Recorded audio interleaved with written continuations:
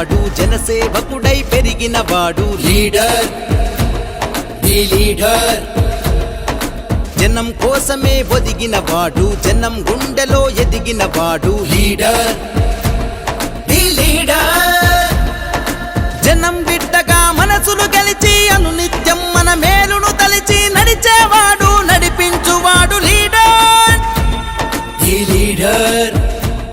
Hi hello అందరికీ నమస్కారం. Welcome to political factory.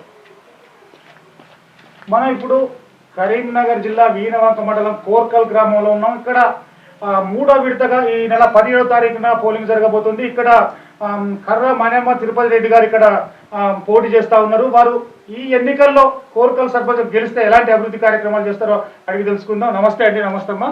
మీరు ఇక్కడి సర్పంచ్ అంటే కోర్కల్ సర్పంచ్ గా గెలిచిన తర్వాత ఏమేమి అభివృద్ధి చేస్తారు, ఏం డెవలప్మెంట్ చేయదలుచుకున్నారు? ఏం లేకున్నా చేద్దాం, అన్ని చేస్తాం.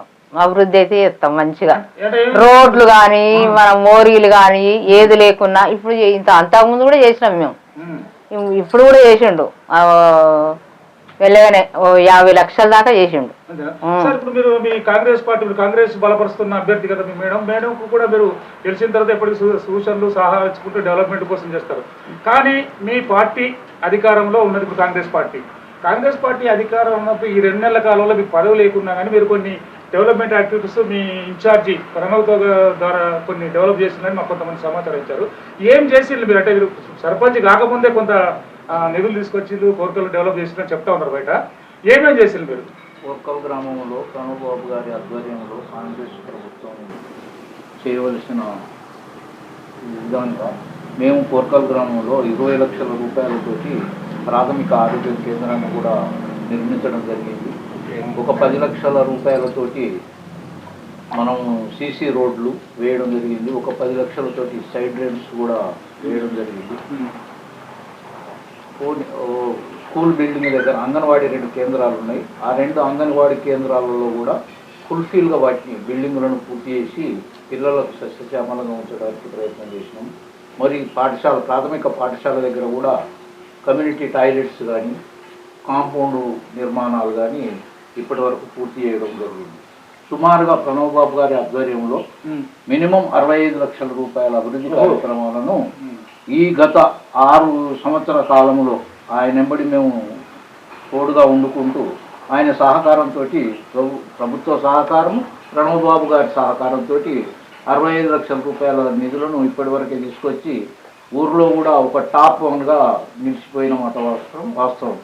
మరియు ఉచిత బస్సు సౌకర్యం కానీ నిరంతర రేషన్ కార్డుల కార్యక్రమం కానీ పెన్షన్స్ విషయంలో కానీ ప్రజలకు ఎలాంటి ఇబ్బంది వచ్చినా కూడా వాళ్లకు చేదోడు వాదోడుగా ఉండి ప్రతి సమస్యను కూడా కరెంట్ ఇష్యూలోనే కానీ నీటి సౌకర్యంలో కానీ అభివృద్ధి కార్యక్రమాల్లో కానీ వాళ్ళతోటి పాల్గొంచుకొని ఈ సంవత్సరంన్నర కాలం ప్రణవ్ గారి ఆధ్వర్యంలో మేము నిరంతరం పార్టీ కొరకే సేవ చేసుకుంటూ కార్యక్రమాన్ని నడుపుతున్నాము.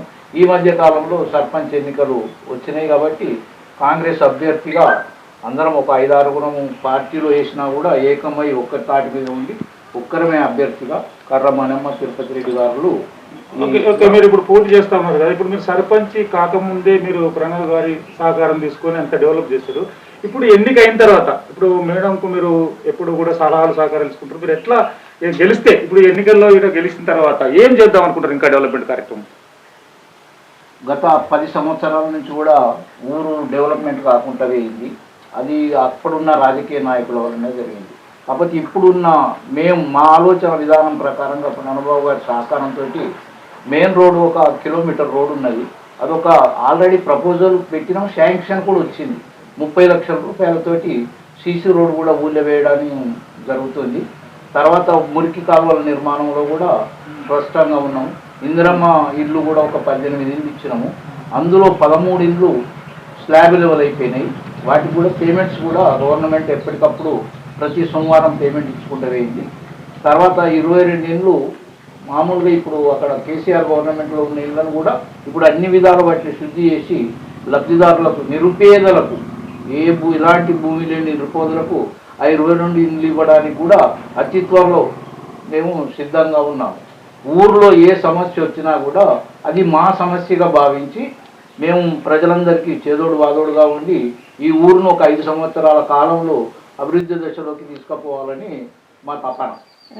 ఓకే సార్, ఇప్పుడు మేడం సర్పంచ్గా ఎన్నిక అవుతే మహిళలకు మీరు చేసే అభివృద్ధి ఏమన్నా ఉందా ప్రత్యేకించి? కోర్కల్ గ్రామంలో మహిళలకు దాదాపుగా ఒక 62 సంఘాలు ఉన్నాయి ఈ గ్రామంలో. 62 సంఘాలకు కూడా వాళ్ళందరికీ కూడా మేము మొన్ననే మమ్మల్ని అడిగారు, మాకు ఒక భవన నిర్మాణం చేయాలని అనుకున్నప్పుడు మీకు ఖచ్చితంగా ఇదివరకు గతంలో ఉండే కానీ కట్టలేకపోయినారు వాళ్ళు.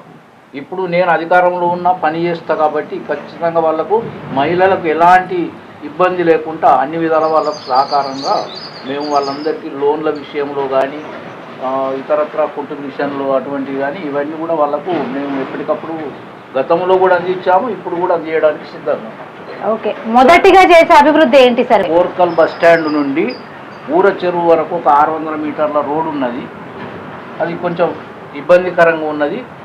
ప్రస్తుతం అది ఏంటంటే ఈ సర్పంచ్ ఎన్నికలు అయిపోయినాక ఒక వారం 10 రోజులకి ఆ కార్యక్రమాన్ని ఆల్రెడీ మాకు నివేదికలు ఉన్నాయి మంజూరు అయినట్టుగా కూడా. కాకపోతే ఒక వారం 10 రోజుల్లో వితిన్ 3 months లోపల ఆ రోడ్డును పూర్తి చేయాలని సంకల్పంతో మేము ప్రజల ముందుకు ఎన్నికల కొరకు వచ్చినాం. సార్, ఇప్పుడు మీకు ఈ ఊర్లో మీరు కొంతమందికి ఇప్పుడు ఇందిరా మిల్లు ఇచ్చినప్పుడు కూడా ఇంకా కొంతమంది కూడా ఇందిరా మిల్లు రాలేదన్నారు. వారి కోసం మీరు ఏం చేస్తారు? 2 విడతలు గవర్నమెంట్ పాలసీ ఏంది అని అంటే వాళ్ళు ఊర్లో సర్వే చేశారు. ఎప్పుడైతే కాంగ్రెస్ గవర్నమెంట్ వచ్చిందో కాంగ్రెస్ గవర్నమెంట్ తర్వాత ఎటువంటి లబ్ధీలు కావాలనే దానికి ఒక మీటింగ్ పెట్టడం జరిగింది గవర్నమెంట్. దానిలో భాగంగా మా దగ్గర దాదాపు 342 మంది లబ్ధిదారులు ఎంపిక అయ్యారు. అందులో L1, L2, L3 అనేటి 3 లిస్టులు ఉంటాయి. L1 ఉద్దేశం ఏంటి అని అంటే ఇంటి స్థలం ఉన్న వాళ్ళకే ఇల్లు ఇవ్వడము, అది మొదటిది. L2 అంటే ఏంటి అని అంటే వాళ్ళకి ఇల్లు స్థలం లేకపోతే వాళ్ళకి ఇల్లు స్థలం కల్పించి మళ్ళీ తర్వాత వాళ్ళకి ఇల్లు ఇవ్వడం జరుగుతుంది. కాకపోతే ఇక్కడ సమస్య ఏమి ఏర్పడ్డదంటే మాకేం లేకున్నా కూడా ఇల్లు ఎందుకు ఇవ్వలేదని ఒక ప్రశ్న వచ్చింది మా దగ్గర. వచ్చిన తర్వాత వాళ్ళకి మేము కన్విన్స్ చేశాము, మీరు మీ ఇంటికి వాళ్ళ ఎంక్వైరీకి వచ్చినప్పుడు మీరు ఏం చెప్పారంటే మాకు ఇల్లు లేదు, భూమి లేదు, జాగ లేదు, ఏది లేదని మీరు చెప్పడం జరిగింది. కాబట్టి అది L2లోకి వేయింది. లబ్ధిదారులకు మేమేమనుకుంటున్నామంటే ఎలిజిబుల్గా ఉన్న ఏ క్యాండిడేట్ కొరకైనా L2లో ఉన్నది కూడా L1లోకి తీసుకురావచ్చు. మనం మళ్ళీ ఎంపీడీఓ ఆఫీస్కి పోయి కరెక్ట్గా ఎంక్వైరీ చేయించి దాన్ని L1లోకి తీసుకొచ్చి కూడా నిరుపేద అనే వారికి ఎవ్వరికి కూడా ఈ 5 సంవత్సరాల కాలంలో దాదాపుగా నాకు ఇల్లు అవసరం లేదనే పరిస్థితిలో ప్రతి లబ్ధిదారునికి మేము చేదోడు వాదోడుగా ఉంటుకుంటూ అందరికి ఇల్లు ఇవ్వడానికి సిద్ధంగా ఉన్నాం. సార్, ఇప్పుడు మీ కోర్కల్ గ్రామ ప్రజలు ఇప్పుడు మీరు పోటీ చేస్తూ ఉన్నారు, మీరు ఏం అభ్యర్థిస్తున్నారు చెప్పండి వాళ్ళకి, మీ ఊరి ప్రజలకు ఏం చెప్పదలుచుకున్నారో చెప్పండి. గతంలో కూడా నేను 95 నుంచి 2002 సంవత్సరాల వరకు నేను సర్పంచ్గా గతంలో చేసిన. నేను చేసిన అభివృద్ధి అప్పుడు బస్ స్టాండ్ నిర్మాణం కానీ మానేరు నుంచి వాటర్ సప్లై స్కీమ్ కానీ దాదాపు నా సర్పంచ్ హయాంలో 242 ఇల్లు కట్టించాను. 2 అర్జన కాలనీలు, కోర్కల్లో ఒక అర్జన కాలనీ, నర్సింహులపల్లి అని అప్పుడు మాకు జైంట్ ఉండే ఆ విలేజ్, అక్కడ ఇక్కడ కలిసి 242 ఇల్లు కట్టించాను. నేను సర్పంచ్గా ఉన్న కాలంలో నర్సింహులపల్లి విలేజ్కి కరెంట్ అనేది కూడా లేదు. ఫస్ట్ నన్ను ఎన్నికలలో నేను ఇట్లే ఇప్పుడు కదా ఎన్నికలలో ఎట్లయితున్నాను, అప్పుడు ఎన్నికలు పోయినప్పుడు నాకు అక్కడ ఉన్న ప్రజలు ఏమడిగారంటే మా ఊరికి కరెంట్ అనేది కావాలి, మీ ఊర్లో దీపాలు లైట్లు పెట్టుకుంటారు, మా ఊర్లో కరెంట్ లేదని నన్ను సమస్య తీస్తే నన్ను గెలిపిస్తే ఒక 1 year లోపల మీ అందరికీ నేను కరెంట్ ఇప్పించి ఏర్పాటు చేస్తానన్నా. 1 year లోపల కూడా వాళ్ళ కరెంట్ ఇప్పించిన 42 బావులకు ప్లస్ ఆ ఊరంతా మొత్తం కరెంట్ ఇప్పించడం కూడా జరిగింది. సో ఇప్పుడు మీరు మీ గుర్తున్నా మీరు ఓటేమని అడిగితే ఏమడుగుతున్నారో వాళ్ళు చెప్పండి ఒకసారి. కోర్కల్ గ్రామంలో కాంగ్రెస్ అభ్యర్థిగా కర్ర మనమ్మ, వారి భర్తగా నేను తిరుపతి రెడ్డి అనే వాళ్ళము ఇప్పుడు ఎలక్షన్ కాంటెస్ట్లోకి వచ్చాము. మేము కేవలం ఎన్నికల కొరకు వచ్చింది ఏంటి అంటే మా గ్రామం అభివృద్ధి కావాలనే ఉద్దేశంతో మేము ఎన్నికల్లోకి బరిలో దిగినాము.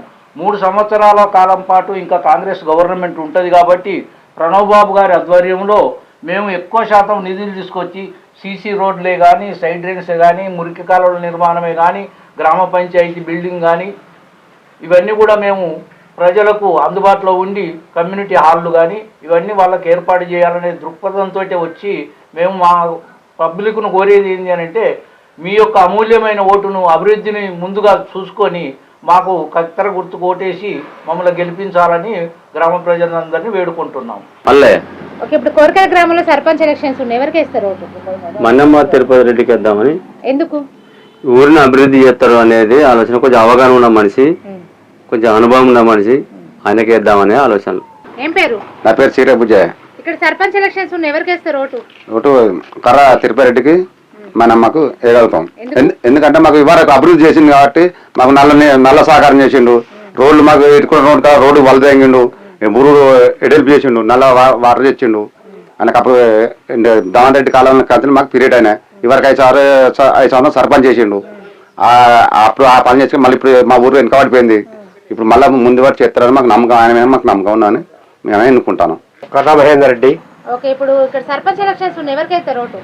తిరుపతి రెడ్డి, కర్ర తిరుపతి రెడ్డి మనం వారికి వేస్తాం. ఎందుకు? వాళ్ళు అభివృద్ధి చేసారు, ఇప్పటికి అనుభవం ఉన్నది, చాలా అభివృద్ధి చేస్తాడని మాకు నమ్మకం అనేది ఉన్నది.